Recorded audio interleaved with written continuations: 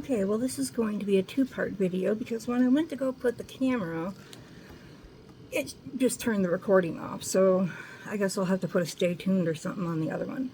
Okay, so this book is The Women of the Bible Speak by Shannon Bream. The Wisdom of 16 Women and Their Lessons for Today. And I just thought I'd read a verse, just a little first verse in here. She is clothed with strength and dignity, and she can laugh at the days to come. Proverbs 31:25. And Proverbs 31 is I was talking about it on the last video, I think, about talking about women and mothers. Anyway, so this is about Sarah. So I am going to read one part of Genesis 11 because normally I would skip the lineage of some of these things that are in Genesis, but I think considering right now, with current events going on between Israel and Hamas,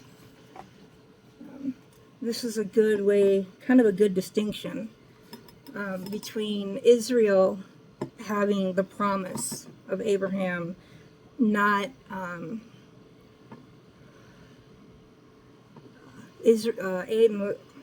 I cannot talk today. Abraham and Sarah, God promised them a son. And through that promise, he was going to, inherit a great nation. Or make a great nation from Abraham and Sarah's lineage. Not Abraham and, was it Hagar, I think? She also had a child through Abraham because they were getting impatient. Of course, we'll get into that. So, and I have really bad dry mouth, so I'll be drinking quite often. So Genesis 11 verse 27 through 12:20. So this is the account of Terah. Now Terah became the father of Abraham, Nahor, and Haran. And Haran became the father of Lot, which is Lot and Sodom and Gomorrah. He was the one that his wife was turned into the pillar of salt because they weren't supposed to, God told them not to turn back and look at Sodom and Gomorrah being burned, or they would be turned into salt. And Lot's wife did, because women, we have to be curious. We just started with Eve. Okay, while his father Terah was still alive, Haran died in Ur of the Chaldeans in the land of his birth, and Abraham and Nahor both married. So the sons of Terah. The name of Abram's wife was Sarai, and the name of Nahor's wife was Milcah, and she was the daughter of Haran, the father of both Melech and Isaac. Now Sarah was barren, and she had no children.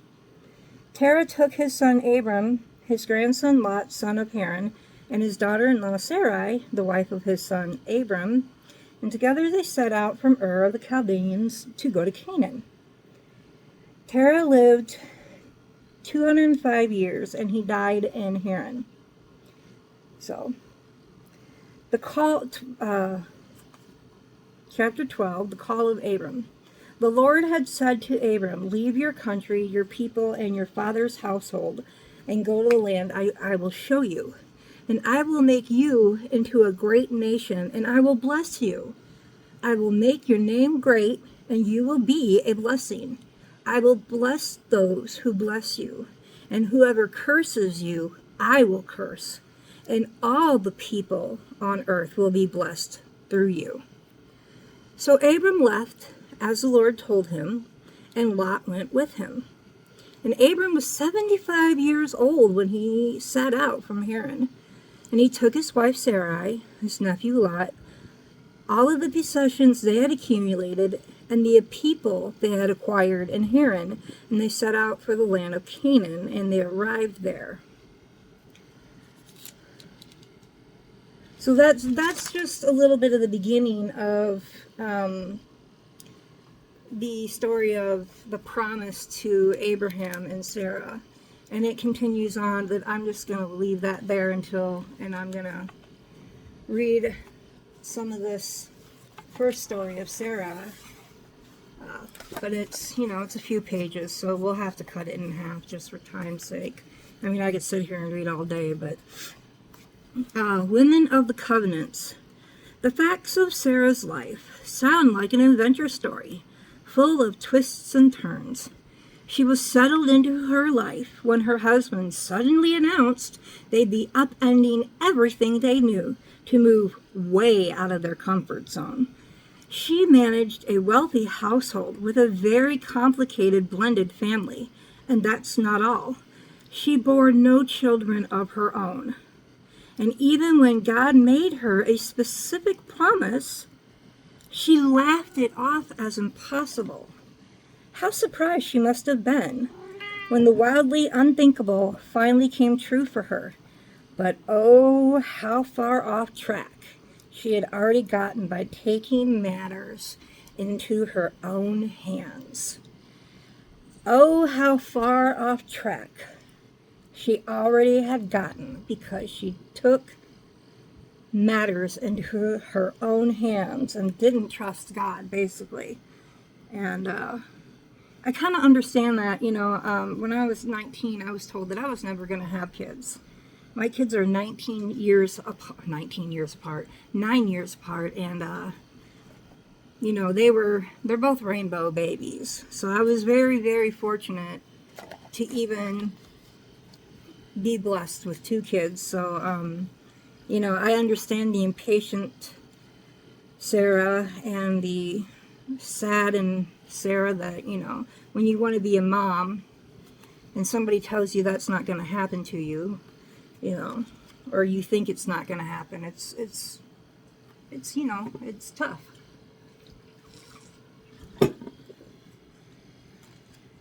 But she took things into her own hands, and, well, we'll find out how that happens, or what happens because of that.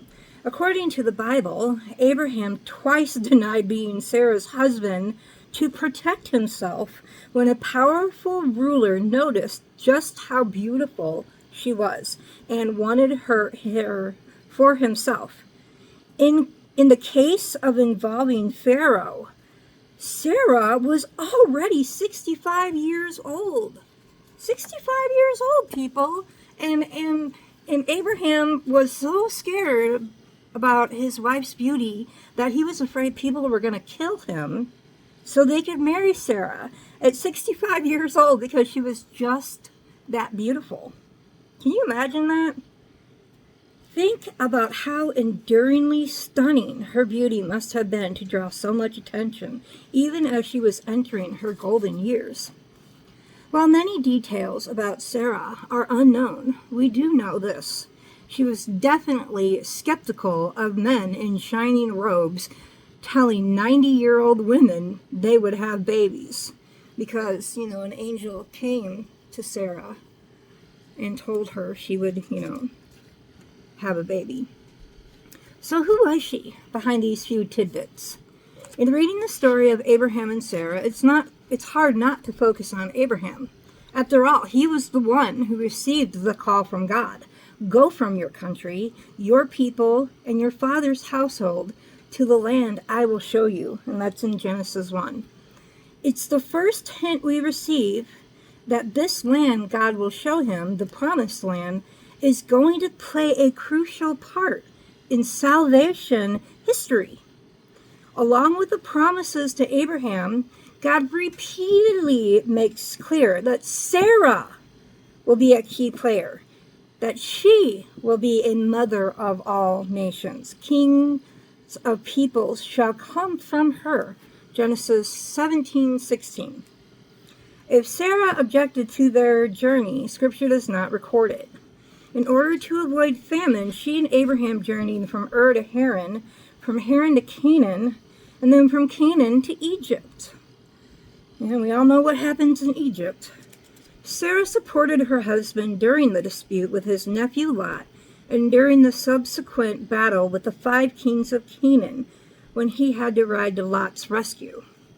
In Egypt, she was beautiful enough to attract Pharaoh's notice, which prompted Abraham to fudge the truth about who she really was. If you're wondering why Abraham felt compelled to lie, remember, he was a refuge traveling through a foreign land. This was a period when powerful rulers could claim beautiful women simply because they wanted them. And, that's kind of still over there. A protesting husband could pay with his life, a consequence of which Abraham would have been all too aware. Ultimately, the other man, moved by Sarah's beauty, rejected her when they realized she was married. The Lord himself directly intervened to protect her by sending plagues in the case of Pharaoh, and by visiting Abimelech with a warning. Abraham's fear put Sarah in danger, and also put other men in a position where they could have sinned against God. Abraham's deceit didn't help anyone, and his behavior tells us something about his character. He was sometimes fearful and weak. In retrospect, it is rather remarkable that God chose a man like Abraham to be the patriarch of his chosen people, but perhaps he did this in order to demonstrate his power through Abraham's foolishness. As Paul notes in 2 Corinthians 12:9, God's power is made perfect in weakness. And in 1 Corinthians 1:27, God chose what is foolish in the world to shame the wise. God chose what is weak in the world to shame the strong. In any case, Abraham's weakness of character had a marked influence on his marriage, and I often wonder how Sarah felt being placed in such potential danger because of his decisions. Sarah herself is voiceless until chapter 16 of the narrative, when for the first time she has something to say. Now Sarah, Abraham's wife, had borne him no children. See, and this is where this starts, people. This is key. This whole thing completely will explain why there's always a war going on between the Jews and the I guess Hamas, Islam, whatever. There's a war going on right now, and we've got people that are free Palestine, which is so wrong. They don't even know what they're chanting for. They don't know. I would love for some of these women to spend an hour in the shoes of what these other women that, born in the area go through. Over in America, we have no clue what it's like to be property. We think we have it bad. Well, we don't. And you see all these women that have adopted this religion, and they're going around with their headdresses, and I don't think they realize what it's like for women over there. I mean, it's just... Anyway, so she bore him no children, but she had an Egyptian slave named Hagar. So she said to Abraham, "The Lord has kept me from having children. Go sleep with my slave. Perhaps I can build a family through her." Abraham agreed to what Sarah said. Genesis 16:1-2. It's almost as though Sarah were saying, "Okay, wait, hold up. I said nothing while you dragged us for hundreds of miles. From Chaldea to Canaan to Egypt and back again. I said nothing while you talked about this covenant with God that you somehow think you have and the special promises you say God made you. but I have seen none of it. And if we're going to have an heir, I'd better take matters into my own hands here. And it talks in the Bible about how pride comes before a fall. And did Sarah's pride get us all into trouble. See, it wasn't just Eve that, didn't listen. It was a lot of, Sarah didn't listen. And there has been nothing but war in that region since. This is not a new war, folks. It's not a new war. This war goes back to, the beginning of Genesis. It all starts when Sarah says, I'm not having any children, and God made you this promise, so go sleep with my slave. The first time we hear Sarah speak, she has a plan. But we, the readers, know it's not God's plan. We know God is weaving an intricate story starring Isaac. But Sarah is still skeptical. Just the chapter before, God pledges to Abraham that the one who will come from your body shall be your heir. Genesis 15:14. God had shown him the glittering night sky, promising him that his descendants will be as many as the stars in the sky. Uncountable. Abraham was all in. The minute God said jump, Abraham said how high. But highly uncertain that any of this would come to pass, Sarah wanted evidence. She appears to have been the practical one in the relationship. Not faithless, but not exactly trusting either. So she came up with the solution to what she saw as the problem of God's unfulfilled promise. Following ancient Near Eastern custom, Sarah hatched a plan to produce an heir, sending Abraham to go into her maid Hagar so she could obtain children through her. But, as sometimes happens when we stop trusting God's plan and go our own way, things go terribly wrong. The minute Hagar successfully conceded, the relationship between the two women imploded. In other words, Sarah and Hagar. In the Bible, Sarah complains to Abraham, I put my slave into your arms, and now that she is pregnant, she despises me. Genesis 16:5. Hagar likely lorded her pregnancy over Sarah.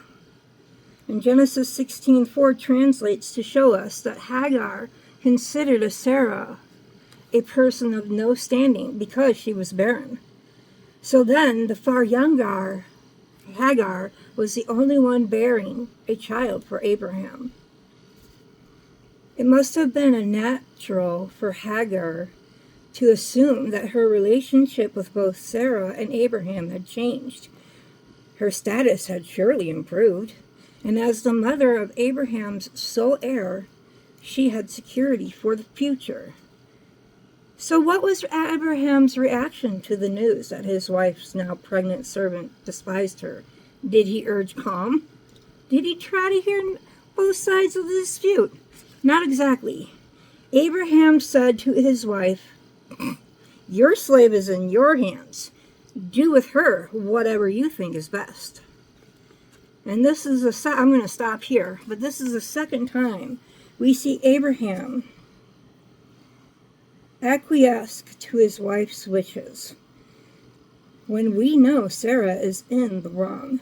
Their relationship comes into sharper focus now, and it is a complicated one, marked by times when she speaks her mind and times when she silently follows his lead.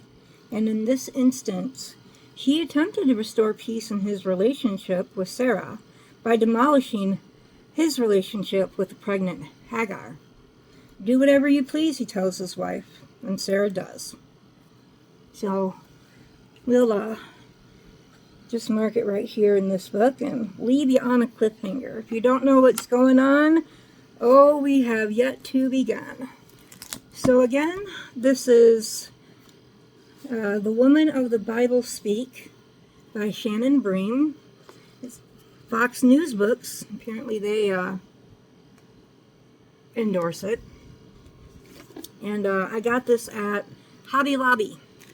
So they Hobby Lobby has a lot of books like this that you know, you might want to stop and look. And it was not, look, I'm on disability, I'm not rich. It was not expensive. I think maybe it was $10 in my area. So, and then eventually I do have some little books here that are also very old. My dad was a pastor, and we went to many conferences, and there was a lot of books. And my dad's written some articles and stuff too. So after we're done with this, we'll have Discerning the Will of God, 7 Times of Failure, a dispensational survey of the Bible, and Are You Secure? And I believe this is one from the Berean Bible Society, which is actually in Germantown, Wisconsin, which is a couple hours from here. And there is college there, the Berean Bible Institute, that my dad was actually taught there for a little while, but then we moved. So anyway, so I don't know, maybe if you guys want to hear, maybe you guys can drop me a note and tell me which one you would like to. These are very old, and they've been in my Bible. My Bible is very, very old. I got my Bible in 1991, and it's, y'all, it's had coffee spilled in it. I killed a spider with it once. I'm sorry, but, you know, hey, if there's one way to go out, you know, being smashed by the Word of God. I'm sorry, y'all, but it was a spider. And this was back when I was scared of spiders. And I was actually bitten by a brown recluse. And I lived to tell the tale, and I didn't lose. I have a hole in my leg filled in with scar tissue.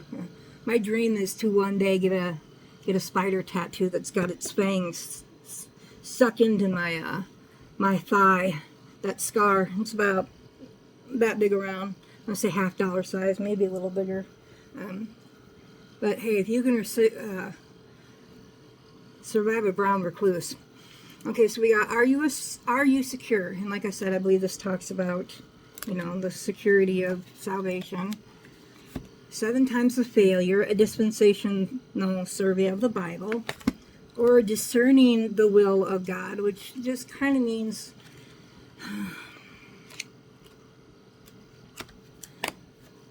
I will have to look up what discerning actually means. I know what it is. It just basically, I mean, my dad would always say that there are parts of the Bible that we can learn from, but there are parts of the Bible that were written to us, the Gentiles, like Lisa was talking about after Paul started preaching salvation. You know, there's a division between, and it's not the New Testament and the Old Testament, it's actually more between when Paul starts preaching and then what came before that. So there's a lot of the Bible that we learn from about, you know, the Jewish laws, and as we just saw, the whole basically start of our lineage, Abraham and Sarah, and the promises, well, Jewish lineage for sure, and the promise that was given to the Jews, not Hamas. So because that comes from Hagar and Abraham, not Abraham and Sarah.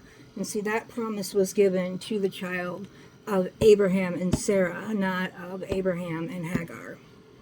And you know, and because Sarah didn't want to listen to God's promise and have patience, and hey, let me tell you something, been there, done that several times, never ended up good.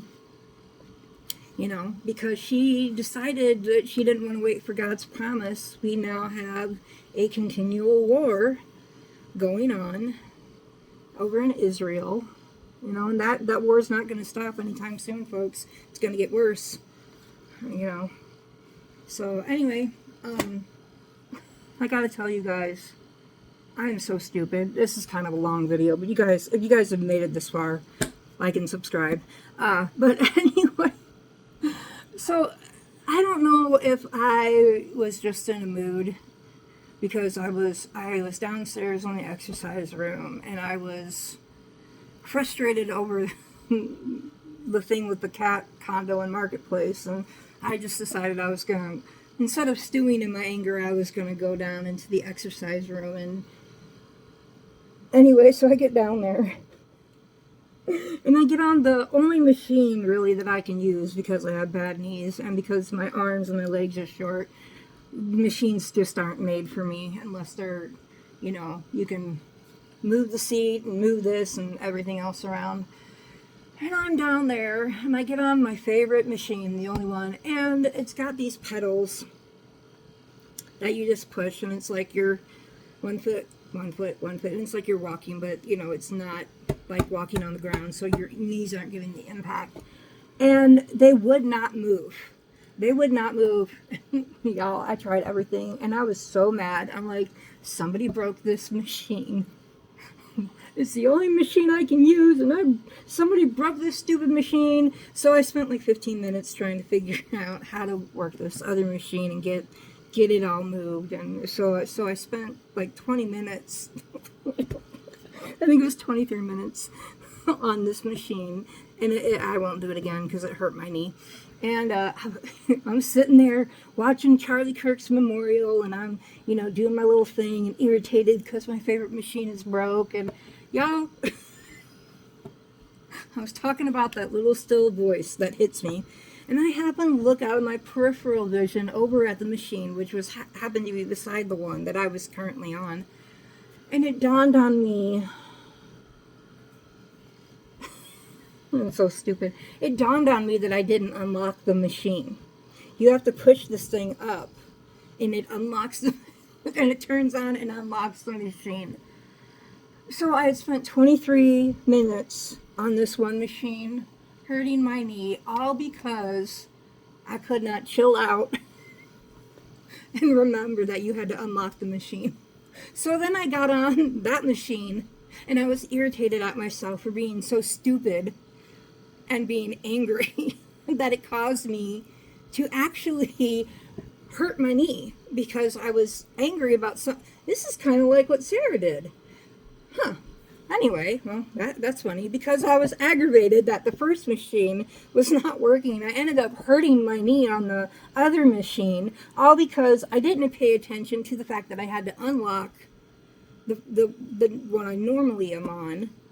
So, y'all, just, you know, maybe patience. Just patience, you know. It is amazing what happens when you get irritated and angry. Just even the little stupid mistakes that you can make.